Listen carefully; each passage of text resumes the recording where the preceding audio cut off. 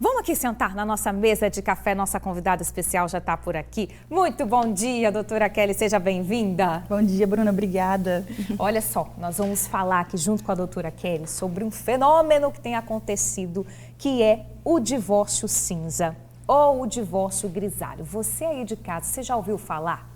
Sem aceitar mais relacionamentos sem amor, sem respeito ou com os problemas que se arrastam aí por décadas, mais pessoas acima de 50 anos têm se divorciado nos últimos anos. Segundo o IBGE, para a gente ter uma ideia, cerca de 30% dos casais que se separam hoje, gente, estão nessa faixa etária. O que será que está acontecendo? É sobre isso que a gente vai conversar agora, porque além dessa questão sentimental, envolve, lógico, toda a família, tem as questões legais, né, que são muito sérias e por isso a advogada especialista em direito da família, a doutora Kelly Andrade, está aqui junto com a gente para esse bate-papo. Você aí de casa já vai abrindo o seu WhatsApp, já manda a sua pergunta, conta a sua história, 999-519627, 999-519627.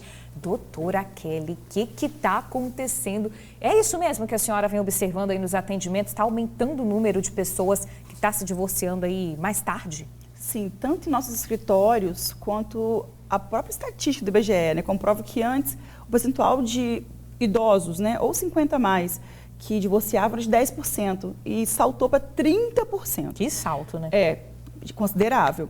E um detalhe importante nessa estatística é que a iniciativa desses divórcios, na maior parte, é das mulheres com mais de 50 anos. Parte mais das mulheres, esse desejo, essa iniciativa e também de legalizar essa separação, né? Porque isso é importante. Tem muita gente que separa e acaba não legalizando, né? Sim, e isso se dá muito também pela autonomia emocional e autonomia financeira e o próprio empoderamento feminino, né? Que diz que você não tem que ficar numa relação que te faz mal.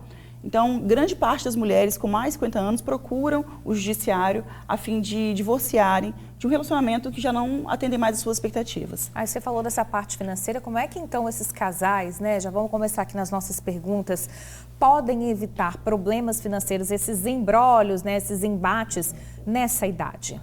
Bom, o casamento é um contrato, né? Se tiver boas cláusulas, protege o casal. Não tendo cláusulas, sempre há um risco. O que acontece? No Brasil, existe uma previsão legal de que idosos acima de 70 anos devem ter um regime de separação obrigatória de bens. Olha. Então, esse artigo previsto no Código Civil, ele foi colocado para proteger o próprio idoso, por entender que ele poderia estar vulnerável nessa idade de 70 anos. Então, a fim de evitar golpes, né, enfim, fez com que tornasse obrigatório, então, a separação de bens em casos de casamento acima de 70 anos. O ano passado, há um ano mesmo, em fevereiro de 2024, olha, o STF flexibilizou isso e disse, olha, não é bem assim. Se você tem acima de 70 anos e quer conviver com alguém e mudar o regime para comunhão parcial de bens, por exemplo, basta fazer um contrato. Então, mesmo com a idade superior a 70, fazendo um contrato, muda o regime. Deixou mais flexível. Mais flexível. Isso exatamente por entender que havia uma discriminação contra os idosos. Perfeito. E essa regra que determinava a obrigatoriedade da separação de bens, ela afetava a autodeterminação do idoso. Agora, doutora Kelly, o que fazer quando, no caso, o ex-cônjuge se recusa a aceitar a separação e quer ali dificultar o processo? Existem dois tipos de divórcio, né? O consensual e o litigioso. O consensual é quando ambos decidem em conjunto e as cláusulas, como vai ficar a questão dos bens, dos filhos menores, caso haja, né? Da dispensa de pensão ou não entre os cônjuges. E, acertando isso, eles levam esse acordo para o judiciário, quando tem filhos menores, ou para o cartório, quando não tem, e pedem que o juiz só homologue um acordo que eles estabeleceram, havendo consenso. Perfeito. Não havendo consenso, vai ser feito um divórcio litigioso, que é uma das partes provocando o judiciário, para que então intime a outra para que ocorra o divórcio, né? Ele é um pouco mais demorado, muitas vezes há um conflito, uma divergência em relação a algum ponto, né, da separação, mas é possível sim divorciar, inclusive de forma liminar. Entrou com uma ação judicial antes que o outro seja citado, intimado, o juiz decreta o divórcio liminarmente, porque ele entende que o divórcio é um direito seu e ninguém pode te impedir de divorciar. E a pensão alimentícia, hein, doutora Kelly, para a esposa, nessa faixa etária aí, é comum ser pedida, ser solicitada depois dos 50 anos? A pensão entre cônjuges, né, independente da idade, ela está muito relacionada à incapacidade laborativa, ou seja, não basta ter uma idade, tem que ter uma dificuldade ou impedimento de trabalhar, Perfeito. Em razão de um motivo de saúde, né, enfim, alguma debilidade que comprove que aquele divorciando não tem condições de sustentar sozinho, né, e que ele precisa da ajuda do outro. Perfeito. Já chegaram perguntas aqui pra gente. Vamos ler a pergunta, então, da Marília Viana. Ela é de Praia Grande, Fundão. E ela falou o seguinte, doutora Kelly: vivi um relacionamento por mais de 10 anos que estava preocupada com o meu filho, como ele se comportaria com a separação. Muito comum esse caso. Mas tive coragem, me separei, meu filho sobreviveu e hoje estou muito feliz. Na verdade, a Marília, obrigada aí pela participação. Ela está compartilhando a história dela, que se parece muito com outras histórias. A pessoa muitas vezes fica ali no relacionamento em função dos filhos e já não é mais feliz, né? E aí, quando envolve filhos, também já é uma outra questão, né, doutora Kelly? Sim. Realmente, os filhos ainda são uma causa para se manter no casamento, né, ainda que se esteja infeliz. Mas, de fato, né, há uma compreensão de que, para a felicidade dos próprios filhos, às vezes é importante o divórcio, né, para que eles fiquem saudáveis também e não tenham que encarar todos os dias discussões, brigas, desrespeitos, né, e tenham isso como exemplo dentro de casa, um exemplo negativo, né. E legalmente também que ambas as partes cumpram com o que é previsto ali para aquela criança ou para aquele adolescente, se for o caso, né? Sim, inclusive em relação a isso, a guarda compartilhada também aumentou exponencialmente. Olha. E também a guarda, antes era unilateral materna, 85% delas. Sempre era uma preferência da mãe em relação à guarda, né? Atualmente está em 50% a guarda unilateral materna. Então mostra uma divisão de responsabilidades entre os pais. Que era a intenção realmente da lei, né? De criar uma responsabilidade paterna. Uma vez que antes ficava com a mãe, o pai meio que divorciava do filho também e a mãe se virava, né? E ficava só no fim de semana ali com o pai, né? Agora, a ideia realmente foi alcançada, que é trazer o pai também para a responsabilidade em relação aos filhos depois de divorciado, né? Muito bem. Olha só, a gente vai conhecer agora também, junto com a doutora Kelly, um pouco da história da Silene. Hoje, a Silene, gente, ela tem 50 anos, mas ela se separou aos 40 e ela compartilhou pra gente um pouco de como é que foi essa experiência. Vamos ver. Diz aí, Silene. Olá, eu sou a Silene, eu tenho 51 anos. Eu estou separada desde os 40 anos. Na época eu tinha um filho de 3 anos e acho que separar nessa fase de idade, aos 40, depois dos 40, eu acho que é um ponto positivo porque a gente já é mais maduro. Então não foi tão difícil superar isso, porque você acaba tirando do outro o foco e coloca o foco em você e no seu filho, no caso, quando se tem filhos, né? E você precisa superar as dificuldades no dia a dia sozinho, você vai aprendendo a fazer isso sozinha. É claro que a família ajuda, é claro que um divórcio sem briga, sem discussão, um divórcio amigável faz toda a diferença, né? O esporte me ajudou muito a superar as dificuldades, porque, como eu falei, você tira o foco do outro e coloca o foco em você. Quando eu comecei a praticar canoa havaiana, a fazer bike, a ir para academia, tudo isso muda a sua autoestima. Isso faz toda a diferença no dia a dia. É claro que com a maturidade dos 40, agora eu já com a maturidade dos 50, a gente acaba olhando o ex-companheiro como um parceiro de vida. E aí o filho cresce, meu filho hoje tem 13 anos e ele cresce num ambiente saudável. Meu ex-marido já casou de novo, eu fui no casamento deles, então a gente convive junto, a gente trabalha na mesma empresa, então não tem problema nenhum. Não sei se isso seria assim se eu não tivesse a maturidade que eu já tinha aos 40, né? Quando o divórcio veio. Então, acredito que um divórcio depois dos 40 é diferente. É diferente porque a nossa maturidade conta, isso conta bastante. Isso ajuda a superar as dificuldades. E aí, como eu falei, o esporte salva, o esporte tira você da depressão, da tristeza. Então, se eu posso dar uma dica para as pessoas que estão se divorciando, divórcio às vezes faz parte, não é o que a gente quer, a gente casa para viver para sempre, junto com a pessoa, mas isso às vezes acontece. E aí, o que a gente tem que fazer é, supera. Tá, e que depoimento bacana, né, da Silene. Obrigada, viu, Silene, pela participação, por ter enviado o seu vídeo. Nem sempre é assim, né, como a gente viu no caso dela. Mas o que essas famílias, doutora Kelly, podem fazer para garantir um divórcio menos traumático, mais justo para ambas as partes envolvidas? Ela está claramente feliz, né? Estamos felizes por ela também. Com certeza. Mas, de fato, é importante ter um diálogo. Ela fala sobre maturidade. Isso afeta totalmente o divórcio. A gente percebe um divórcio sem maturidade, as complicações que ele ocasiona, até a longo prazo.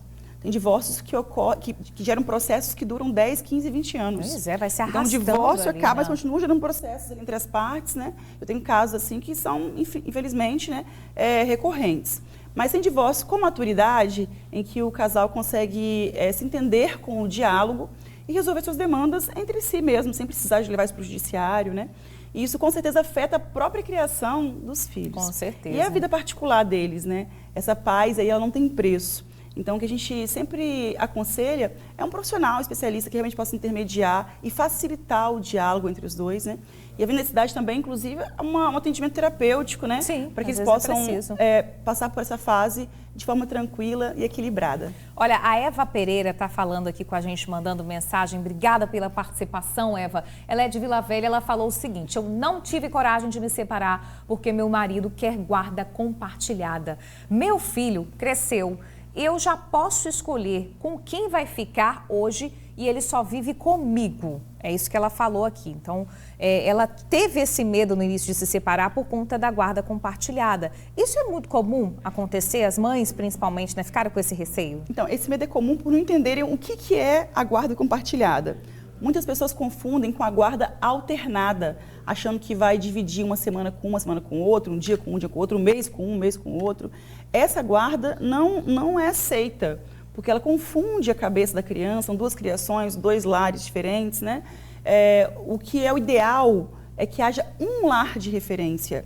Então, a guarda compartilhada é isso, é a criança ter um lar de referência, seja materno ou paterno. Mas compartilhar os deveres, as obrigações, tudo que está relacionado à criação da criança, ou adolescente, né? Do filho menor. Então é importante colocar isso, não se compartilha casas, se compartilha obrigações, decisões e responsabilidades. É isso que é guarda compartilhada. Então é um instituto bom, que é positivo. E muitos têm medo achando que é compartilhar o filho, na verdade, né?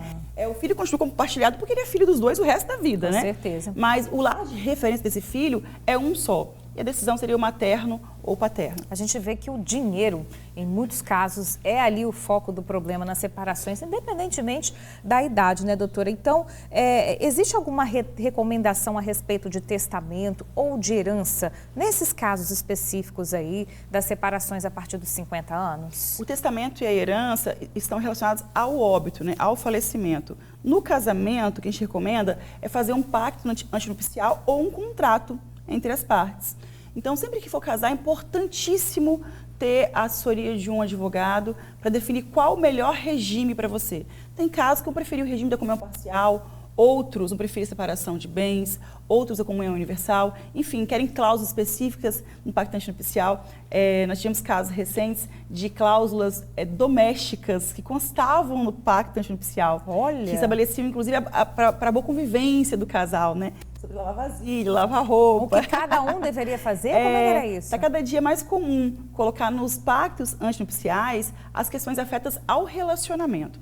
Mas sobre os bens, que foi a pergunta, é importante decidir isso antes do casamento, né? Na hora de escolher o regime de casamento. Pois é.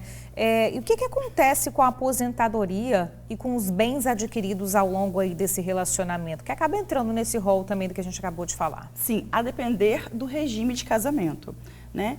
A aposentadoria ela é exclusiva do beneficiário. Então, nesse caso, se ele separou, continua sendo dele. Perfeito. Em relação a verbas trabalhistas, por exemplo, se for o regime da comunhão parcial de bens, o outro cônjuge teria direito, mesmo sem ter trabalhado diretamente. serão partilhadas, né, algumas verbas trabalhistas. Então depende muito do regime escolhido pelo casal. Perfeito. Que dica geral, doutora Kelly, que a gente pode deixar? Antes da gente dar a dica geral, ó, chegou outra pergunta pra gente. A Ides falou o seguinte: casei há 3 anos, mas nunca moramos na mesma casa. Estamos separados há 3 meses. Eu consigo o divórcio na minha cidade, sendo que eu casei na cidade dele? Se for consensual, e não tendo filhos menores, que ela não relata ter filhos menores, né? Ela pode fazer, inclusive, no cartório, de forma online. Olha! Ambos fazem online, ele e ela. Praticidade. Isso. Agora, se for litigioso, ela teria que entrar realmente no judiciário. E ela pode mover essa ação na cidade onde ela reside, né? E vai tramitar no judiciário de lá. Perfeito. Que dicas gerais que você deixa aí para os casais que estão ouvindo a gente, homens e mulheres, que estão passando por isso, de repente uma briga na justiça, que tem um desejo de dar entrada e estão sem coragem? Qual a dica, que mensagem principal que a gente pode deixar para essas pessoas, doutora Kelly? Bom, no pré-nupcial, a gente brinca que primeiro, antes, no início da relação, é meu bem, ao final são meus bens, né? Isso, que é verdade. Então, no pré-nupcial é importante fazer já um contrato prévio, um ajuste, né? Um combinado de forma formal, a fim de evitar problemas caso venha no futuro a se separar em relação aos bens. No pós, né, quando querem se divorciar, dissolver ali o casamento ou união estável, é importante que haja bom senso, sobretudo, porque é melhor que as partes transigam e vejam o que é melhor para os dois do que pedir que o Estado venha fazer uma intervenção na sua vida particular. Isso é verdade. E determinar o seu futuro. E quantos casos vão se prolongando por anos e anos e, querendo ou não, por mais que ambas as partes estejam bem resolvidas, até em outro relacionamento, é uma carga, é um sofrimento para todo mundo, né? Muito, é uma carga muito pesada, né? Os clientes, de modo geral, dizem que estão arrastando correntes, porque acaba que nunca se desprendem daquilo, se libertam, né? Sim, então é importante realmente procurar transigir, fazer um acordo, uma composição, porque é melhor as partes decidirem seu futuro do que buscar uma intervenção do Estado para decidir a sua vida particular. Com certeza. E tomar coragem, né, doutora Kelly? Quem tem esse desejo, quem tem essa vontade, procura, como a senhora falou, apoio, tanto psicológico, mas também jurídico, para que a decisão seja tomada no período certo, né? Isso aí, coragem para ser feliz, né, Bruna? Isso aí, doutora Kelly, muito obrigada pela participação. Valeu, até a próxima, tá? Até. Especialista em direito da família conversou com a gente sobre esse divórcio cinza aí, muitos casais optando por se separar, por se divorciar aí depois dos 50 anos.